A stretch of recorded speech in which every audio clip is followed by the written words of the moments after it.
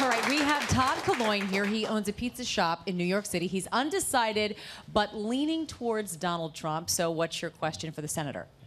Hi, I'm a lifelong Republican, and I've been married to my husband for 2 years now. And my question is, I've noticed a lot of religious freedom laws and somewhat institutionalized discrimination laws happening around the country. What would you as president do to protect me and my husband from that institutionalized discrimination?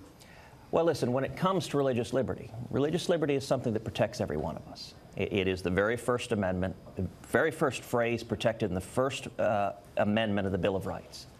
And religious liberty, it applies to Christians, it applies to Jews, it applies to Muslims, it applies to atheists.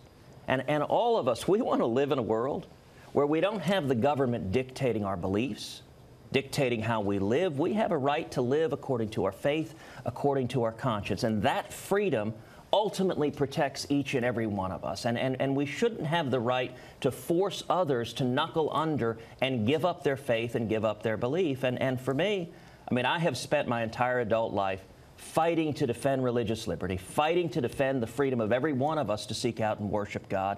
And I think keeping government out of the way of your lives protects the freedom of every one of us. But when you talk about freedom, what he's referred to with his husband, a lot of people would say, doesn't everybody have the freedom to be treated equally? Don't we all have the freedom to be equal? Of course we do.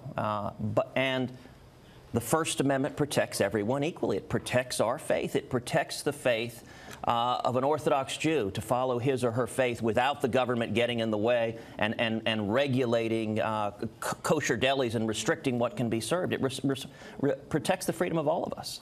You know, you supported a constitutional amendment that would have the effect of overturning the Supreme Court decision on gay marriage. So what would that mean for couples like Todd and his husband who already are married? Well, listen, I am a constitutionalist, and under the Constitution, marriage is a question for the states.